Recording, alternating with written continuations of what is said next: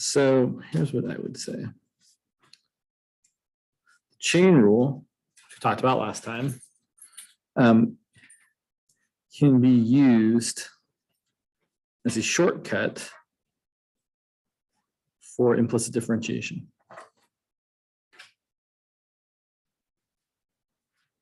So here's what I mean by that. Let's look at this example. Let's say we wanted to find dy dx for the following equation: x cubed plus y to the fourth plus x e to the y equal to 8. So one way of doing this, kind of the old way of doing this, is the following. Take the derivative of both sides, assuming y is a function of x. So differentiate both sides.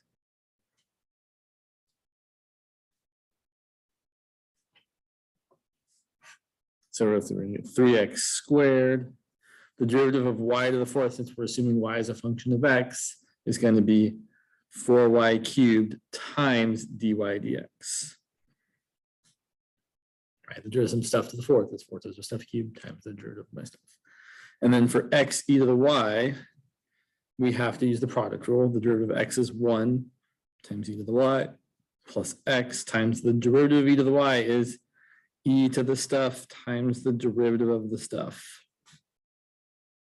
equal to the derivative of 8, which is 0. And then we do some algebra. We group all our terms that have dy dx together and all the not dy dx terms on the other side. So I'm going to leave these things on the left.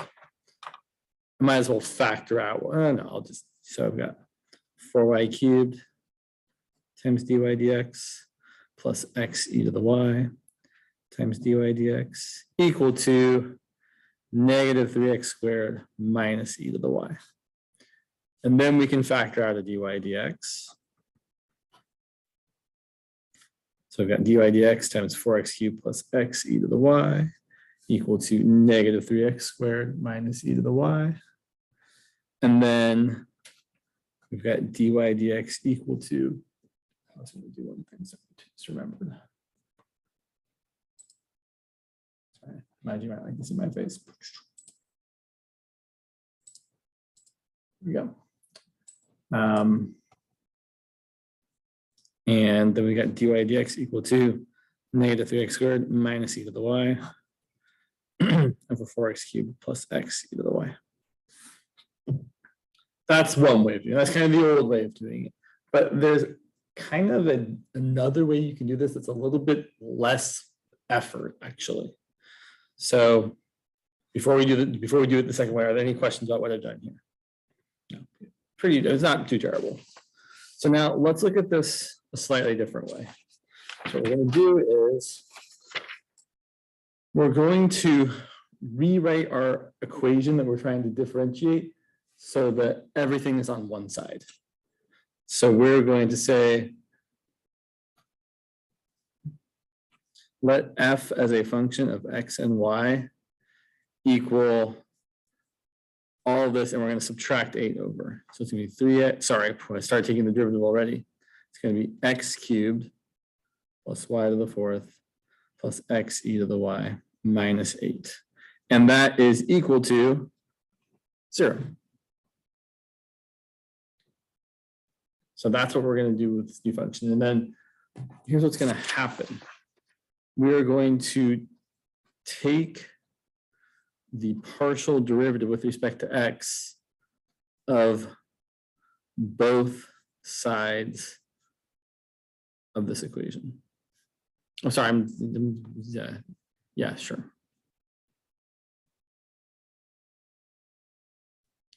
But I'm going to use the easier equation. Here's what I mean. So I'm not actually going to look at this right now. I'm just going to look at f of x, y equal to 0. And I'm going to make a weird little diagram. So what is capital F a function of?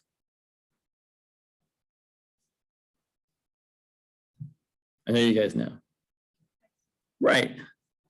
But if we're trying to find dy dx, right, that's the whole point here, right? We're trying to find dy dx again. trying to find this is implying that y is also a function of x. So y depends on x. So if I want to take the derivative of this function of x comma y, here's what's going to happen. I'm going to get, well, I'm going to take the partial with respect to f, with respect to x. That's one way of getting from f to x. But I also have to take the partial of f with respect to y times the derivative of y with respect to x. Right? It's just like the chain rule before. We're finding all the paths to get this from f to x. And if we take the derivative of the right-hand side, that's equal to 0. Okay, well, now I can solve for dy dx. Fy times dy dx equals negative fx, so that dy dx equals negative fx over fy. And so now let's go back and see what this actually is going to be.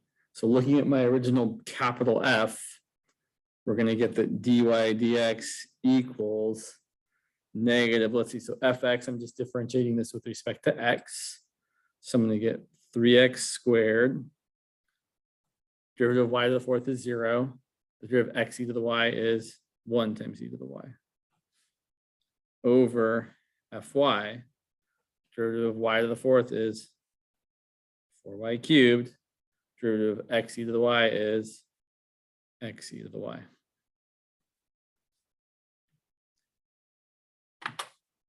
Look,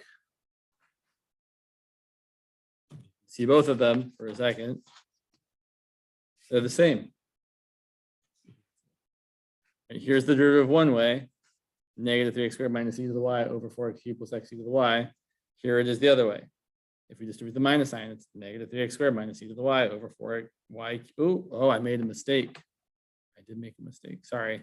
I've got a 4y cubed here. I've got a 4x cubed here because I copied down the x wrong. Sorry about that. Yeah. They should be the same. That should be a 4y cubed.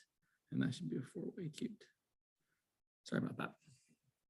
So the end result here is that we've got this kind of shorter way of doing it. Instead of taking the derivative with respect to like thinking of y as a function of x and doing like the y cubed becomes 3y squared y prime kind of thing, you can just say, well, this is my capital F, and then we can do negative fx over, negative fx over x, fi. And we can actually generalize this formula even further. So if you have any sort of function of many variables, you can always find the partial of one thing with respect to another thing by using this formula. Here's what I mean. So let's say we have,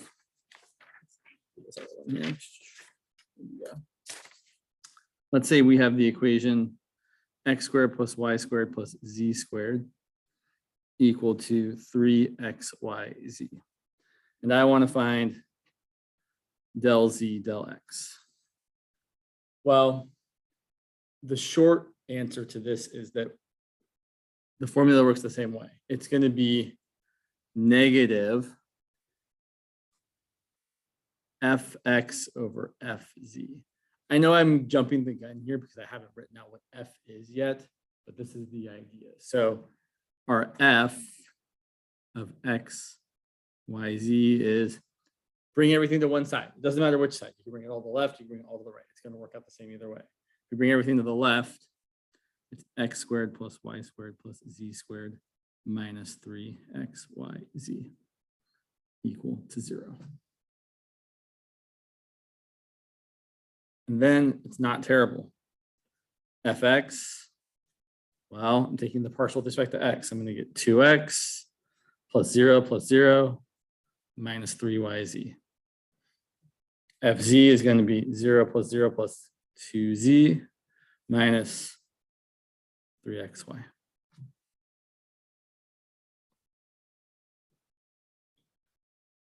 We don't use this a whole lot, but it is kind of a slick way of doing it. So if you have to kind of remind yourself of how this works, you can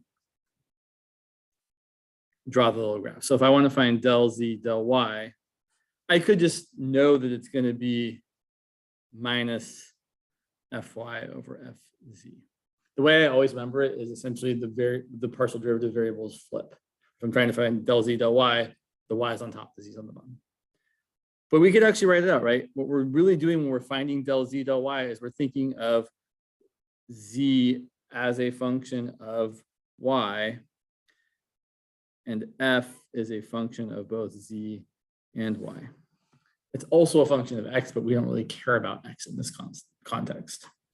So I can find the derivative with respect to, sorry, brain, with respect to y of f as fy plus fz times del z del y. And that's going to equal the derivative of 0 because f is equal to 0. It's the same trick we did before. I'm just writing it out again to see the work again. And then, oh yeah, if we solve this, we have fy plus fz del z del y equal to 0. And solving for del z del y, we get negative fy divided by fz, just like we said it was. So then we can do the next calculation. Fy, it's going to be almost the same as this previous one because it's a very symmetrical function. Fy is 2y minus 3xz. Fz is the same as it was before. It's 2z minus 3xy. So I can give you a wacky function. Like, I'm going to now ask you to find something like, I don't know, del x del y, which is always kind of a weird way of doing it. And we really kind of don't have to think that much about what we're doing. But oh, I know it's going to be negative fy on top, fx on bottom. That's it. We can kind of automatically jump to that place once we've done this a few times. So that's how you'd answer those last couple of questions in section 9.4. Specifically problems, I think, 16 and 20. All right, let's move along to some directional derivative stuff. And yeah, we'll definitely try and get to those two questions you mentioned, but I feel like we want some background first. So yeah. And also, so someone asked me, the one person in the chat asked me, where can we find the recordings for this class? So you can find them on Canvas under the modules, and you can either watch them in Canvas because they are embedded from YouTube, or you can go to the YouTube channel. There's a link to that in the modules as well. So the modules in Canvas is where you can find all the recordings for the class. Yeah, so directional derivatives. We need a little bit of background. Let me not get my notes totally out of order here. So some 17B topics we want to make sure we remember. First and foremost, we're talking directional. So I should point out, you all already know how to find some directional derivatives. Specifically, you know how to find the derivative in the direction of x and in the direction of y. Right? Those are just the partial with respect to x and the partial with respect to y. What we're now going to do is kind of make that, we're going to enlarge our ability to find derivatives in any direction, right? Because if you're on some surface, right, you don't have to just go in the x direction or in the y direction. You could go in that direction or any direction in a circle worth. So that's what we're going to look at now. And to do that, we need the dot product. So there's a couple ways actually of calculating the dot product. Here's kind of the main idea. I have two vectors, u and v, and the angle between them is theta. Then one way of finding the dot product, u dot v, it's equal to the magnitude of u times the magnitude of v times cosine of the angle between them. A couple things worth knowing. If u and v are perpendicular, then the dot product is 0. because the angle between them is 90 degrees and cosine of 90 degrees is 0. Or I really should say the angle between them is pi over 2 radians and cosine of pi over 2 is 0. We should use radians. And then also, a lot of the time, most of the time, we don't actually know the angle between the two vectors. So there's another way of calculating it. If we know that u is the vector AB and v is the vector CD, then u dotted with v is A times C plus B times D.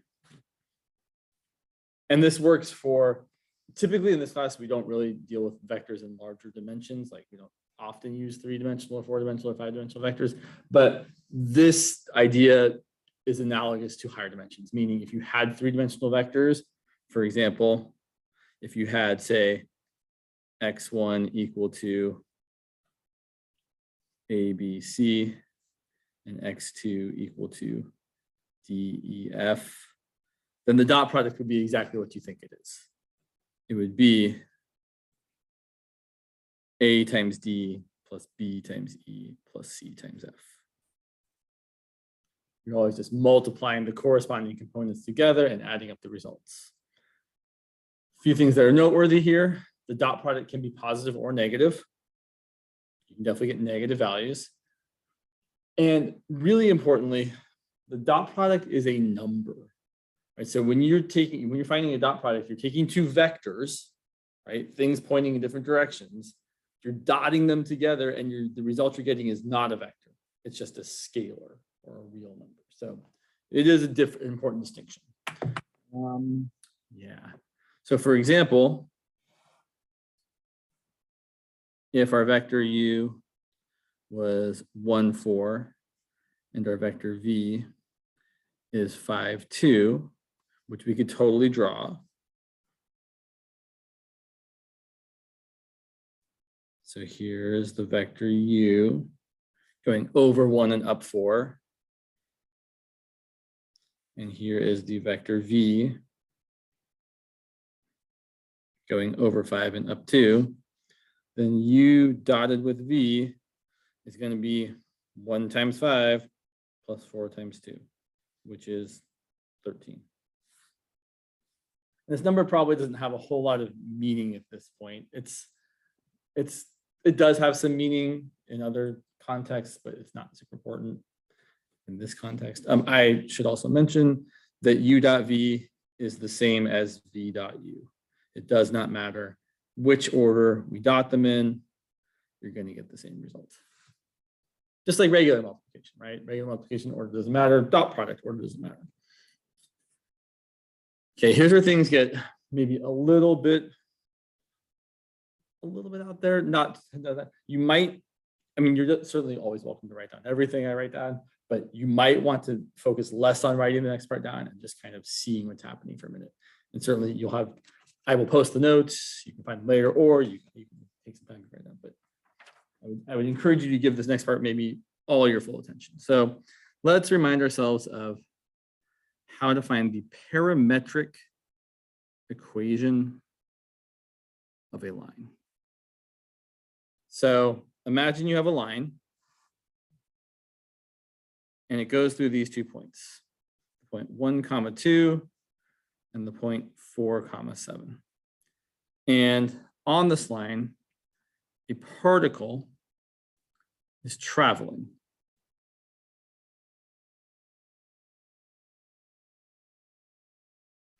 At time equal to 0,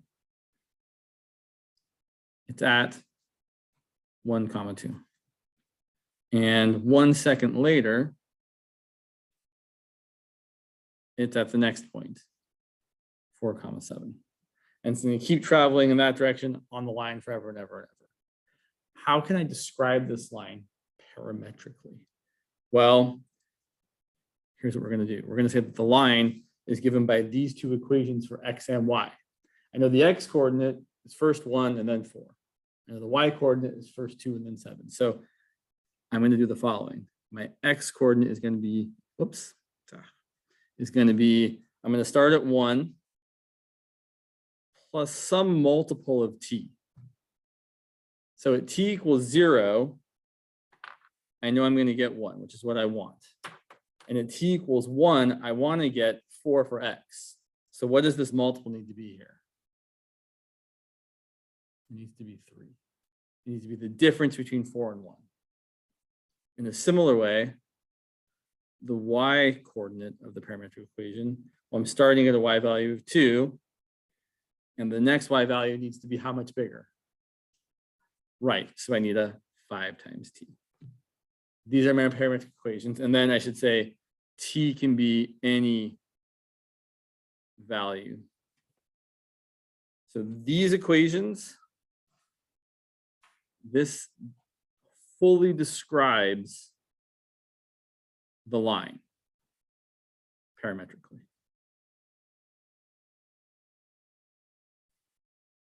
Okay, we're going to use this idea in just a second. I promise you. The reason I'm talking about this is because I really want you to see where why the formula for the directional derivative actually is what it is. Because I feel like a lot of times it kind of comes out of nowhere. Like here's a directional derivative. It's the gradient dotted with the direction. And it feels like it just, at least to me, when I first learned, I was like, where's this coming from? I don't really understand why. I mean, like I can do the formula, no problem. It's not that hard to calculate. But it never really made sense to me. Like, why are we doing this? How is this giving us what we want? So I'm trying to give you that. So let's look at this example. And I'm terrible at drawing this picture. So I'm just going to show you this picture instead of drawing it for you. Because why would I draw something when I don't have to? So let's say we have this mountain shape. F of xy equals 9 minus x squared minus y squared. It's a paraboloid, right? It's opening downward. It's got its peak at the point 0, 0, 9. And over here, we are really interested in what's happening at the point 1, 2, 4. Okay. And then I actually am going to draw this part here. The view from the top at that level curve where the z value is 4, right? 4, yeah, 4.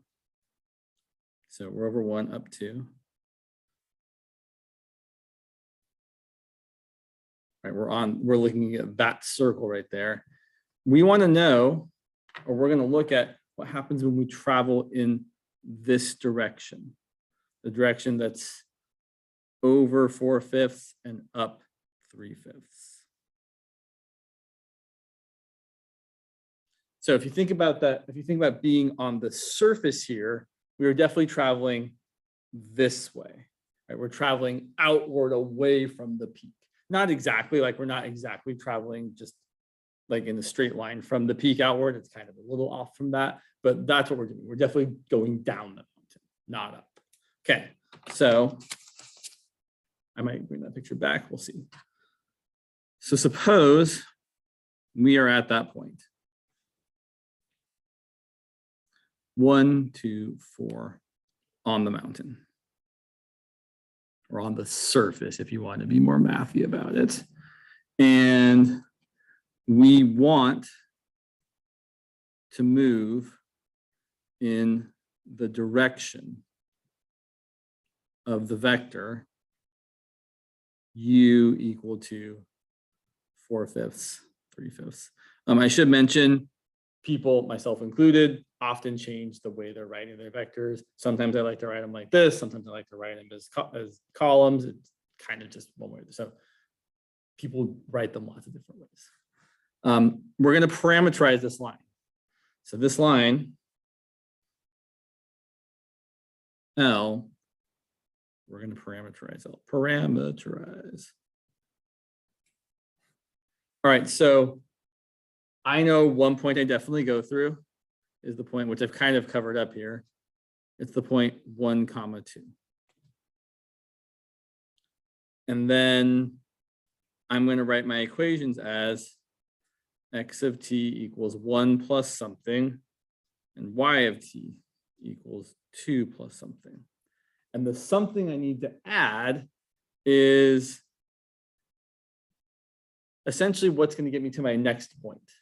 So I know that in the x direction, I'm adding 4/5. In the y direction, I'm adding 3/5.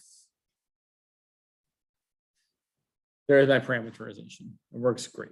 This parameterization will give me any point on the line, right? So if t is 1, I get that point. If t is 2, I'm over here. If t is 3, I'm over here. I keep going. If t is -1, I'm back here, and then back here. So I can get any point on the line. All right. So now here's what we really want. We're trying to find the slope of this line here, right? We're traveling outward in this direction. We want to know the directional derivative, the derivative, aka the slope, in that direction. So here's what we're going to do. Let's look at this. So I've got, sorry, this is where I'm like, okay. I forgot to write down one important thing. So the function that we're trying to find the derivative of is 9 minus x squared minus y squared. And we want to find the derivative of that in this direction. So what we're going to do is we're going to say, well, we know that f is a function of x and y. And we know that y and x are both functions of t. So to find the derivative of f in that direction, well, and this is where the things are really going to come together. That direction is the direction that t is increasing in, right? We've written our line as functions of t, and as t increases, we're going that way out. So to find df dt, we're going to use the chain rule, just like we did last time. It's going to be del f del x times dx dt plus del f del y times dy dt. Okay, now here's the cool part, and then I'll take a minute. You guys can, if you have questions or whatever. So check out what we've got here. Del f del x del f del y, that is the gradient. The gradient of f is just the partials of f in a vector. The first component is the first partial, the second component, second partial. If f was a function of 3 variables, the gradient would be like del f del x, del f del y, del f del z, right? You just add on the next piece. And then this other part, dx dt, dy dt, well, what is dx dt? What's the derivative of this parameterization? I think it's 4/5. So dx dt dy dt is just, sorry, I'm doing myself, is just the vector 4/5, 3/5, which is just what we called u, right? The direction that we're going in. So check it out. If I take the dot product of this with this, I get del f del x times dx dt plus del f del y times dy dt. So I'm really getting that this derivative is the gradient of f dotted with the vector u, which is the formula for the directional derivative. Kind of cool. So let me stop for a second. Are there questions or comments or observations or anything?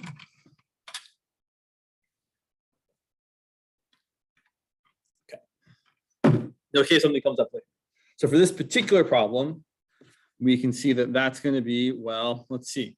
The gradient of f is the partial with respect to x, which is -2x, the partial with respect to y, which is -2y, dotted with u, which is 4/5, 3/5. So I end up with -2x times 4/5, so -8/5 x plus -6/5 y.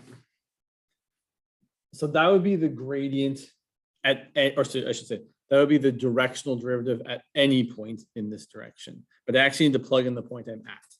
So I need to plug in, and maybe should have done that first, 1, 2.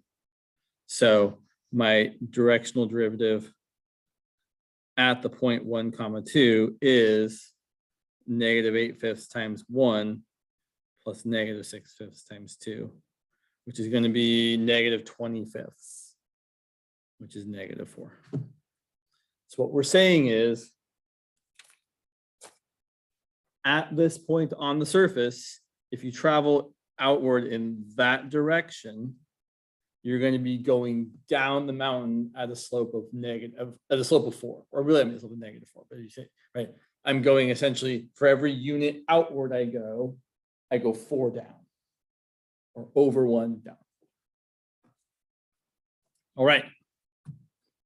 So to sum up, or not to sum up, but to kind of revisit, that's probably using black pen, it goes through sometimes. So what we have is the directional derivative of f in the, I should say of f at the point x comma y in the direction of u is the gradient of f at x comma y dotted with u. And we write that as d sub u.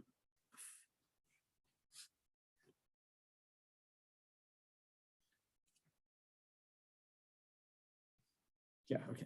So 2 things about this. There are lots of ways to ask this kind of question. Like there's lots of ways to ask, find the directional derivative of this function at this point in this direction. There are 2 specific ways I want you to be aware of, because they look and sound kind of the same, but they are a little bit different. So let's look at 2 examples here. Where'd you go? Sure. So let's say we have this function.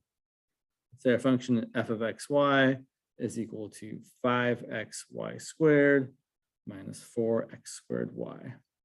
And we want to, and we're looking at the point, let's say it's 2, 1. And our direction that we're trying to find the derivative in is 5/13, 12/13. First of all, take note that u there is a unit vector. It's a vector of magnitude 1. If you found the length of it, it would be a length of 1. If it's not a length of 1, we have to fix it and make it a length of 1, but give ourselves an easy one here. So we want to find the directional derivative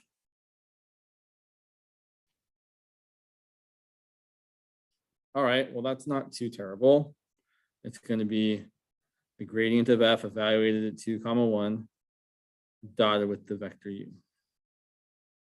All right, so let's see. I need to find the gradient. So the gradient is going to be the vector del f del x. So let's see, I'm going to get 5y squared minus 8xy. And then the second coordinate or component is the partial with respect to y, which is going to be 10xy minus, let's see, 4x squared. And then my gradient at my point 2, 1, just plugging in values. So let's see, I'm going to get 5 minus 8 times 2, and then 20 minus 4 times 1, 4 times 2, sorry, 4 times 4. So it looks like my gradient at this particular point is negative 11, positive 4. Okay. And then to find the directional derivative, we're going to get that gradient dotted with this vector. Now, I'm going to kind of ignore the 13s and just say, well, all right, that's going to be negative 11 times 5 is negative 55 over 13. And then 4 times 12 is 48 over 13. So it looks like I'm getting negative 7 over 13. Doesn't seem too bad, right? Or just, I mean, it's not great. There's some numbers that are a little bit gnarly, but overall, pretty okay. However, we might change it up a little bit. So let's ask 2 related questions. Instead, now we want to find the gradient, sorry, not the gradient, the directional derivative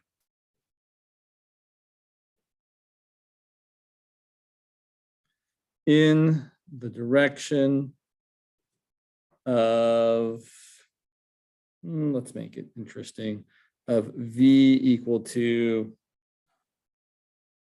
2, 3. Actually, let me make that. I don't want to make it 4. That's so unoriginal. Let's make it a. I was going to try to make something nice. Let's make it a 5, 3. Okay. So same kind of idea, right? In fact, we have a lot of the same stuff already. We have the gradient at the point. So we already have that the gradient at 2, 1 is negative 11, 4. But what else do we need to do here? Well, we need to, if we're going to find the gradient in the direction of this, we need to make it a unit vector or divide by its magnitude, which is the same thing. So I would probably say our unit vector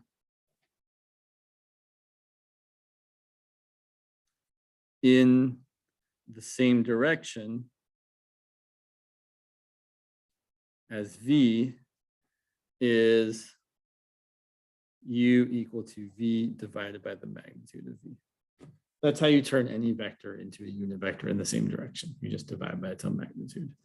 So in this case, that's going to be the vector 5, 3 divided by the magnitude of that vector. The magnitude of that vector is the square root of 5 squared plus 3 squared. So my unit vector in the direction that I want is going to be 1 over root 34 times the vector 5, 3. And then to find the directional derivative, same calculation. Gradient of f at 2, 1 dotted with my vector u, that's going to be negative 11, 4 dotted with 1 over root 34 times the vector 5, 3. When you're doing this dot product here, you can totally ignore that scalar, right? That number we're multiplying everything by, I'm just not even looking at it. I'm thinking, okay, I've got negative 11, 4 dotted with 5, 3. That's going to be negative 55 plus 12. And then I'm going to divide by root 34. That's, in my opinion, the best way to do this. So I'm going to get, let's see, another negative 1. It's going to be negative 43 over root 34. And again, what that's telling me is that if I travel from that point in that direction, I'm going to be going down this much for every 1 unit I travel outward.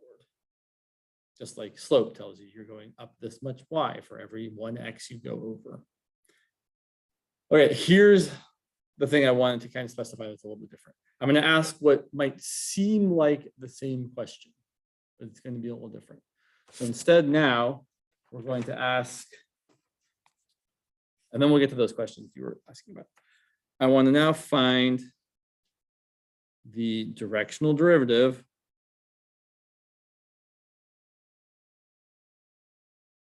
of the function at the point 2, 1 in the direction of 5, 3. Okay, so here's the difference that I want to make absolutely clear. In the previous question, they said you're starting at this point and you're going in this direction. Now, in this question, they're saying you're starting at this point and you're going in this direction towards this other point, which might not actually be the same direction. So just to be clear, in this problem, we're starting at the point 2, 1, and we're going towards the point 5, 3.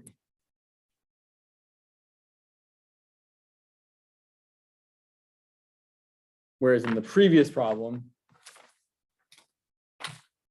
we were going in the direction of the vector 5, 3. So in the previous problem, we were going over 5 and up 3.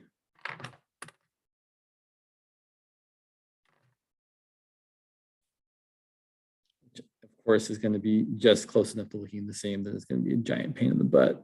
Of course, James, of course. Yeah, so let's pretend it's this. So while in this example, because I've drawn things not perfectly It looks like they're fairly similar. They are different directions, right? The direction of this is definitely not the same as the direction of going over 5 and up 3. Right? We're going, well, we're ending at 5, 3. So we're going over 3 and up 2. My vector is the terminal point minus the initial point, terminal point minus the initial point.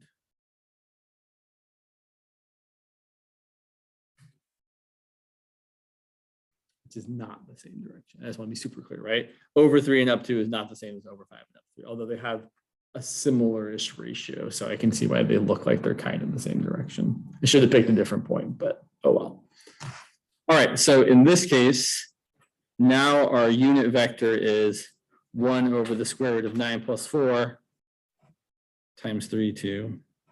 And our directional derivative, again, is the gradient at the point dotted with u. It's going to be still negative 11, 4 dotted with 1 over root 13, 3, 2, which is going to give us 1 over root 13 times negative 33 plus 8.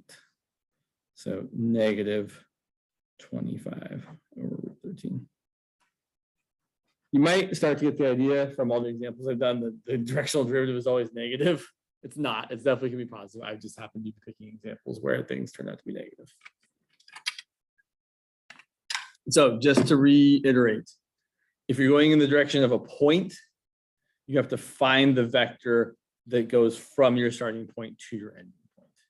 Whereas if you're going in the direction of a vector, you're just going to use that vector as your direction. Okay, yeah. So there were a couple of homework problems that are a little weird. And let's look at, let's look at 16, because I think 16 is weird. So here's the picture they give you for 16. I'm going to try and be as graphically specific as I can be. So they give you this point, 2, 2. And then they give you this vector in this direction, which I'll try and draw it as well as I can. And then they also give you this vector. And my graph is, I would say, even nicer than their graph in that I've labeled at least a couple points on the X and Y coordinate system. They don't even give you these. They're just like, here's your point 2, 2, there's your vector, there's your gradient. And they ask you to find or to estimate, which is a better thing, the directional derivative of f at 2, 2.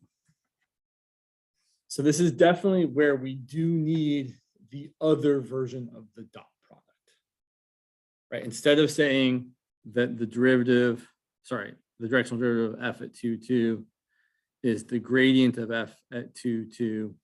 Well, I mean, I should say not instead, right? So we are still going to use the same formula.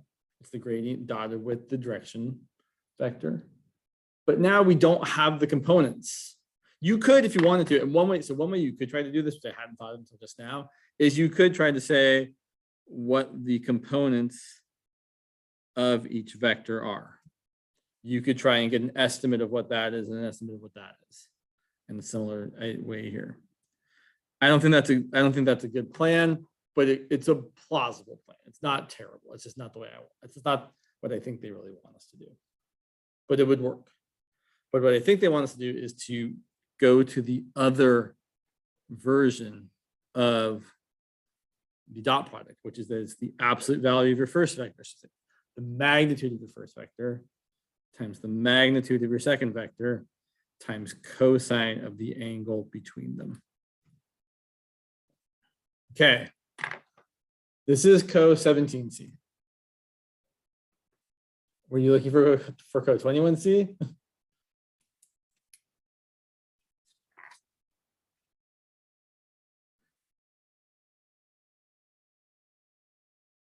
So yeah, this is definitely not 21C material.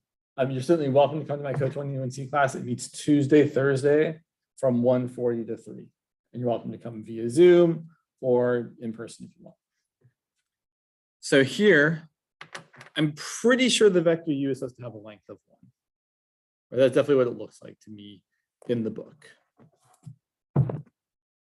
Right? There's my vector. If that's the point 2, 2, that looks like about half the distance from that point to the axis. So it's probably a length of 1. Also, typically, especially in the book, when they're talking about the vector U, it's supposed to be a unit vector. So it's probably a vector of length 1. So my bet is that this is going to be a length of 1. And then I'm going to use this vector as a scale to figure out the length of the other vector. So looking at that, I'm thinking that's 1, 2, 3.5, 4, I don't know, somewhere between 3 and 4 unit vector lengths, bless you. So my guess here is that this is between 3 and 4. Our other job is to estimate this angle. And to me, it looks like that angle is probably on the low side a value of 135 degrees. I'm picking values I know how to take the cosine of, up to maybe 150 degrees. If I look at that, yeah, I feel like I could argue either one of those. I'm going to pick the one that's, no, they're both kind of terrible actually. So either way.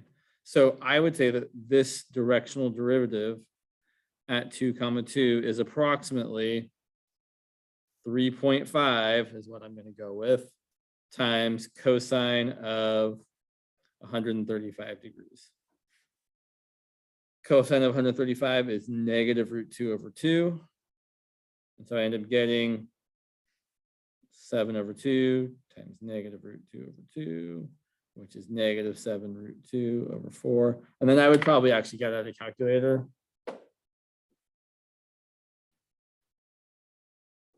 I'll have my good calculators. I'll use my phone, which is fine. And I would do square root of 2 times 7 divided by 4. And I'm getting a value of approximately 1.4. It seems wrong. Let me check that again. Root 2 times 7 divided by 4. I'm getting about 2.5. Negative 2.5, I should say. Your guess should be similar-ish, but does not need to be that exactly, right? I mean, it could be larger or smaller. The idea of the dot product, I should say, the idea of the directional derivative, again, is that what we're saying is, if we're starting here and traveling in that direction, what's the slope? I should point out a couple of things. I know we only have a minute left, but I should point out that if you travel in this direction, the direction of the gradient is the direction of steepest incline. So if you're traveling in a direction that's the gradient or like gradient adjacent, your directional derivative should be positive. But once you get past this threshold where you're going in kind of the opposite-ish direction of the gradient, then your directional derivative should be negative because you're traveling away from the steepest incline. You're traveling downward. So I will point out that the gradient of f as a vector at whatever point is the direction of maximal directional derivative, or said in words that make more sense, it's the direction of steepest incline. So if you're actually walking on this hill, always using the pictures. Sorry, I had a picture. It was here somewhere. No, it's here. Anyway, if you're walking on the hill and you're traveling in the direction of the gradient, you are traveling up, and you're going towards the peak as quickly as possible. So if I'm on this hill, if I'm traveling inward, I'm traveling in the direction of the gradient, I'm going straight to the top in the most direct route possible. Whereas if I go side to side, my directional derivative is 0. I'm traveling perpendicular to the gradient. And then if I go in the direction that's the opposite of the gradient, I'm going to go down as steeply as possible. So the gradient is the direction of maximal derivative, and also the magnitude of the gradient is the steepest the surface can be. Or in other words, it is the max derivative value. So if you're on a surface and you know what the gradient is at your point, that gradient value is the steepest you can be. So for example, way back in our previous, I'm out of examples. They're all jumbled up here because of course I haven't kept track of things. But at this point here, right?